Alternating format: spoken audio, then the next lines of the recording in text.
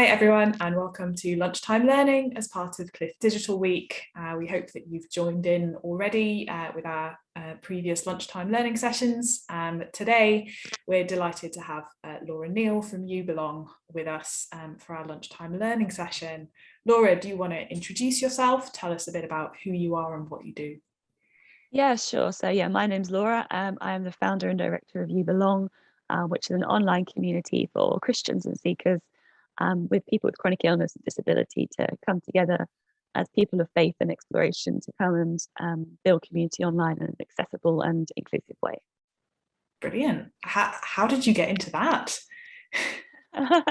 Yeah, it's definitely something different. At least it was when I started it. So I studied theology originally with the hopes of being a youth worker. But partway through that, I realized that my illness wasn't getting better in the way that doctors had expected it to. So at the end of my degree, finally managing to graduate, I thought that basically this was a waste of my time. And then I found out about online church, and this is in January 2019. So before COVID and all this stuff kicked off with all the online stuff. And basically I had a look online to try and find people like myself. And at the time, I was working part-time for a company that does website development, things like that. And I was managing their social media accounts. And they wanted to do Twitter, and it wasn't something I was familiar with. So I ended up using my interest for this online church and trying to find people like myself, along with learning what Twitter was about, and ended up setting up this account called You Belong, and realizing that I was very much far away from being alone in my situation in lots and lots of ways. But especially in terms of being a Christian and connecting in with a church community.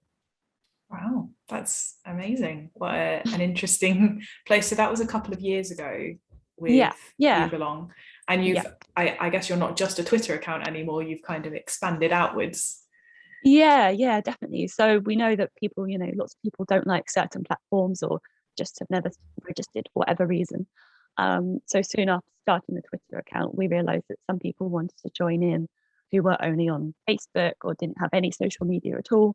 So we needed to try and branch out. So we started with Twitter, moved on to Facebook page and a Facebook group to have that sort of extra level of privatization and community that comes from that. And then also we use Zoom for things and a WhatsApp for our book club. So it's kind of branched out as things have happened, as people have kind of shared what their interests are and where the gaps are. We've kind of tried to trial and error different things to try and fill some of those gaps and see what we can do for the community. Brilliant. I love that. I love how it's just started from one thing and then kind of expanded out to include more people and to kind of give everybody the opportunity to join in. Yeah, definitely. Do you have a favorite digital platform that you use? I think there's pros and cons to all of them. So I personally don't have a Twitter account. Twitter is a very opinionated place. Yeah. People will say what they think, which can be good. A lot of people don't, find it a very welcoming place to be. In terms of You Belong, it's good because you have hashtags. So I started by exploring disability or Christians and church and that kind of thing to find those people that I could connect with. And then when they found out what I was about, what my bio said, they were then able to follow You Belong back. So it was great for that sort of momentum of finding people and that kind of thing. Sure. But then Facebook is great, like I said before, because it offers that extra level of privatization of a Facebook group. So people can sort of come through the front door onto our page. And then from there, they can be directed into a Facebook group where they can kind of get to know people a bit more and share a bit more of their maybe private lives and prayer requests, things like that. And then we use Zoom for lots and lots of things, and WhatsApp is great again for that kind of chilled chat. People kind of, we have a book club on there. So Zoom is great, but for a lot of people in our community who are energy deficient, like myself, Zoom is quite tiring and you have to be there at a set time on a set day. And not knowing what your health is going to be like, you can't always guarantee that's going to be happening. So WhatsApp offers that kind of do it as and when you can or want to. So we have a book club question at the start of the week, and then someone might comment on Tuesday, someone else on Wednesday, and it just kind of enables that different kind of communication. But also those people then kind of get to know each other again on another sort of privatized level, which is great to see.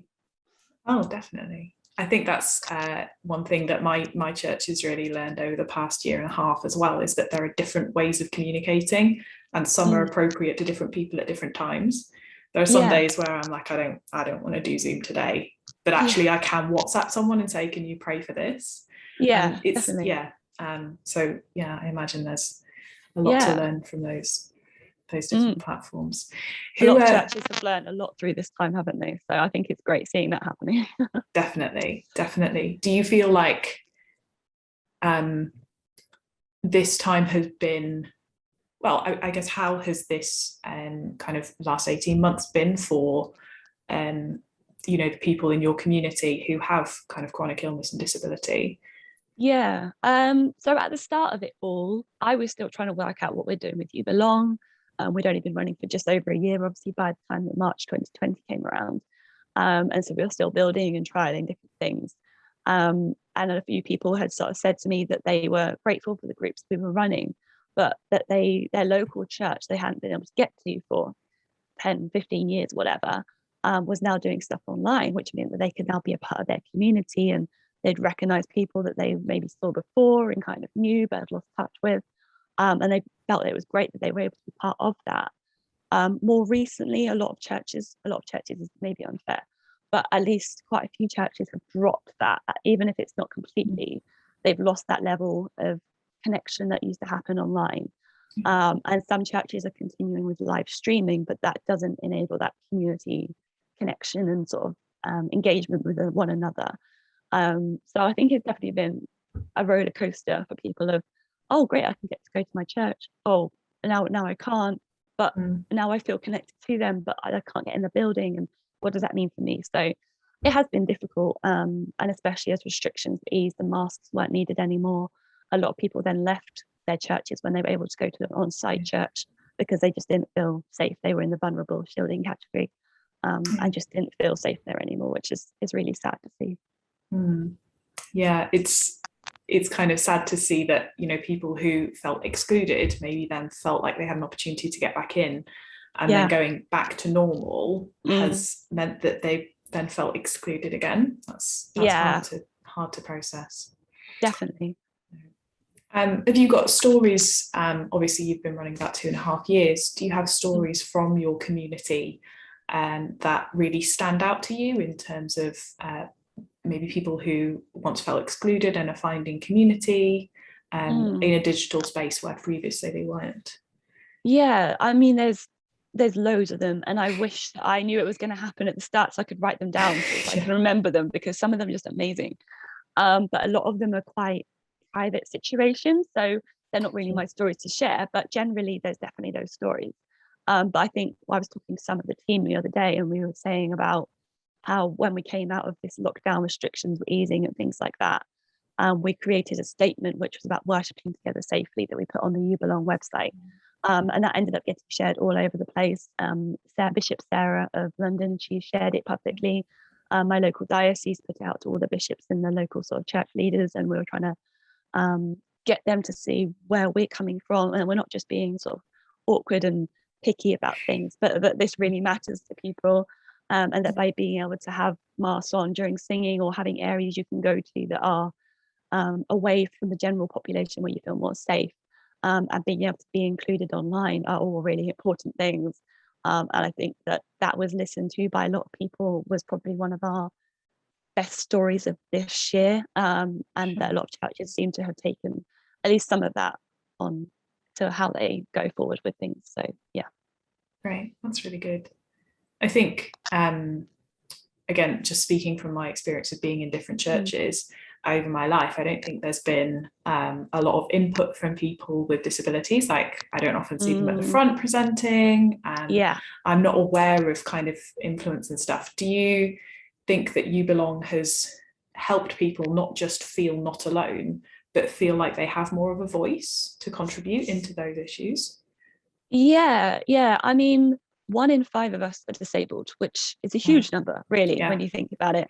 And it's possible that you're not seeing that because it's a hidden disability. I know a lot of churches have said, well, we're not putting a ramp in because there's no one disabled in our church. Maybe they can't get in, which is why they're not in your church, you know? And so there's lots of things like that, that I think, because we're not seen, we're not understood, and that's definitely what we're trying to do. And like I said before at the start, that You Belong is there as a community online, but we're also passionate about raising awareness and advocating on behalf of the community, especially in church-based settings. And I think that we're able to share that voice on behalf of other people when maybe they don't feel that they have the confidence that they could share it themselves, or they don't feel they would be listened to. You Belong kind of this collective voice that we can put forward. So my own experience of a hidden disability, but we've got somebody else who is blind, somebody else who's maybe deaf. And although I'm not in that situation, I can share their voice through what I'm able to do, and use the platform that way. So yeah, definitely. And I think just being together with other people who get it, I think seems to be a really big thing that people appreciate. Sure. That's great to see that community kind of come together and find a voice and maybe find opportunities to use it as well. Yeah. That's really good. We've obviously talked a little bit about kind of the things that churches can do in their buildings and face to face and things like that. What would you say are lessons that the church online in digital spaces can learn from the lessons that we can learn from kind of what You Belong's been doing and been finding? Yeah. I think first of all, it's about, I have kind of become a digital native. Like, this is my world. Yeah. I can count on two hands how much I've left the house in this last year. And I think a lot of people, that's kind of strange and like, how, what? But all of my community, my church, everything is online. It's what I do. It's where I feel safe. It's where I feel, I can access this. But a lot of people, that's not the case. And I think it's really important that we don't make people go online if it's not for them. Like, there are lots of people, lots of vicars and stuff who didn't do online church. And although I'm very much of an advocate for online church, I wouldn't be wanting somebody who's not that way minded or doesn't feel comfortable doing that to be doing that. There are lots of other ways to connect with people outside of the church building, whether that's visiting them at home or giving them a call or putting stuff through their letterbox, whatever it is. I think also, though, that on like You Belong, what we try and do is make everything as accessible and inclusive as possible.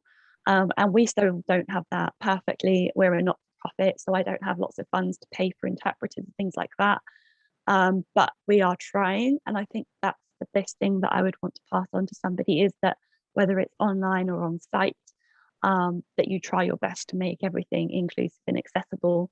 Not just, like I said before, putting in a hearing aid loop or a ramp, but changing the way that we think about people. Like, there's a lot of damaging theologies out there around, well, if you're still ill, you haven't got enough faith, or your parents sinned, or you haven't prayed hard enough, or whatever. And I think changing those will then help the way that we see those people, just as being part of who we are, and therefore we want to do what we can to help them because they're part of the community.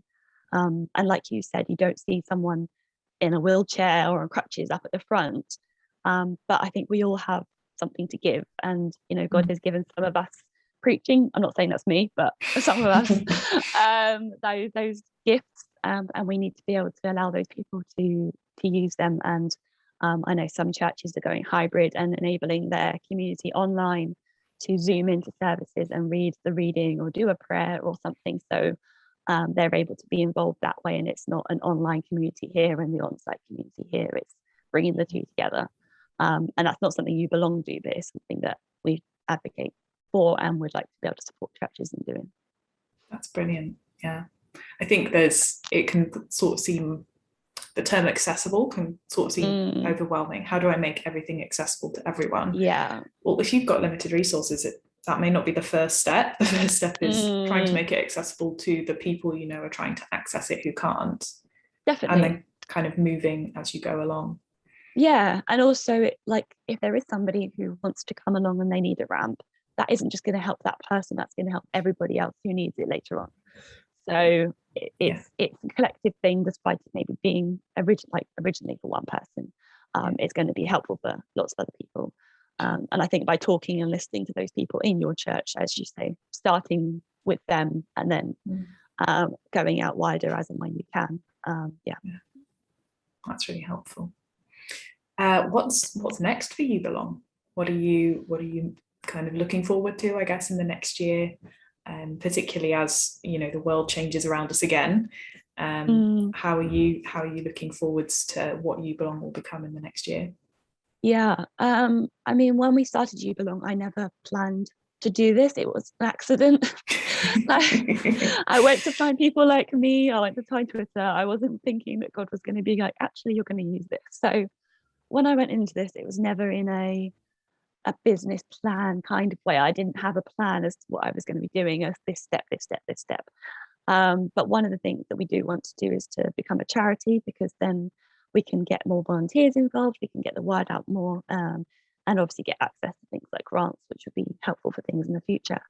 But I think throughout the last couple of years, I've written loads and loads of different things down on a piece of paper that I feel like are not for now, but that there's something in it, and it needs to be explored. So at the beginning of next year, we're going to be gathering teams together, and we're going to be having an online retreat together, taking some time away to think, to pray, to plan, and see what things out of those things that I've maybe jotted down over this time, or that somebody has raised as an idea or whatever, that we can then maybe make some of those things happen, but trying to make sure that we don't overburden ourselves with our small ambitious team of people, but that we manage to do the things that are the right things to be doing at this time, that we're not rushing forward, because that's something that I like to keep doing, and if an idea comes, I want to follow it, but I need to be able to make sure that we're doing the right things at the right time, for the right people. And as you say, the world is changing,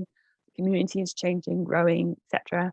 And so we need to kind of be listening to that and what that means for us. And at the moment, I don't really know. So we'll see what happens in the next year, I suppose. But yeah. Brilliant. So if people want to find out more about You Belong, you've got a website. Yeah, youbelong.org.uk. Okay, and you're at You Belong on all of the various social media. Yeah, platforms. It's You Belong _2019 on Twitter, and You Belong 2019 on Facebook. Great. And if people are wanting to find out more about including people with different disabilities in their online and offline communities, have you got people that you'd recommend that they look at, resources you'd recommend they go to? Yeah, I mean, there's loads of them. I think it's because I'm connected into that community, I'm aware of them, but I think I forget that a lot of people outside maybe don't see those connections.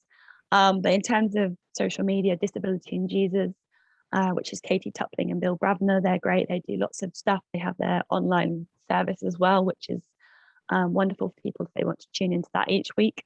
Then there's Kay Morgan Gurr, she's wonderful. I had to write a list down because I'm going to forget these. Mark Arnold does additional needs stuff, which is great for people there. He also runs Urban Saints, which is all to do with training for additional needs, things like that. Anne Memmott, again, is wonderful. Tanya Marlowe is somebody with ME who is advocating on that behalf, and her husband's a minister, and she's a minister of some kind, I believe. And she's great for that kind of stuff. Emma Major is somebody else who's wonderful. Naomi Lawson is a great academic, so she digs into all kind of the research around it and things like that. Fiona McMillan, and they also run a Living Edge conference, which is coming up actually next week. Whilst you're watching this, I guess it will be this week, on the Saturday, which is all about accessibility and online stuff for disabled people. But there are also loads and loads of people that are just talking about the importance of digital church and how to do that. And I'm sure if you go onto social media and type in just the hashtag digital church, you'll get loads of stuff come up. That's brilliant. Thank you so much. That was a lot. Sorry. It's fine. We'll put all of them in the comments, and then everyone can look them up from there. I don't want to leave someone out. There's so many great people. That's really helpful. I think sometimes digital media can become a bit of an echo chamber. And so it's really good to kind of broaden horizons. So if we're not, if your account isn't following somebody who's got an experience of a disability, follow a few of them and widen your experience and and just get an idea of what life looks like for people with disability would be really helpful. Yeah, definitely. Yeah. Brilliant. Can I pray for you as we finish, Laura? Yeah, sure. That'd be great. Okay. Thank you. Lord, thank you so much for Laura, for her story, for the gifts that you've given her, for the opportunities that you've given her to minister, to lead, to advocate, to build community. Thank you for these digital platforms that have given us such an opportunity to reach out to people who are different than us, who we would never normally encounter. Lord, I pray that you would bless Laura as she works in this important area, as she seeks to advocate for people online and offline in all of these different ways. I pray that you would have your hand on her, and that you would direct her to the ideas that you want to bless and prosper in the coming years. Thank you, Lord. Amen. Amen. Thanks so much for your time, Laura. Thank it's you been very lovely much. to speak to you. Thank you so much to everyone who's joined us online for lunchtime learning. We have another session tomorrow at exactly the same time, so you can join in for that. But for now, we'll say bye. Bye.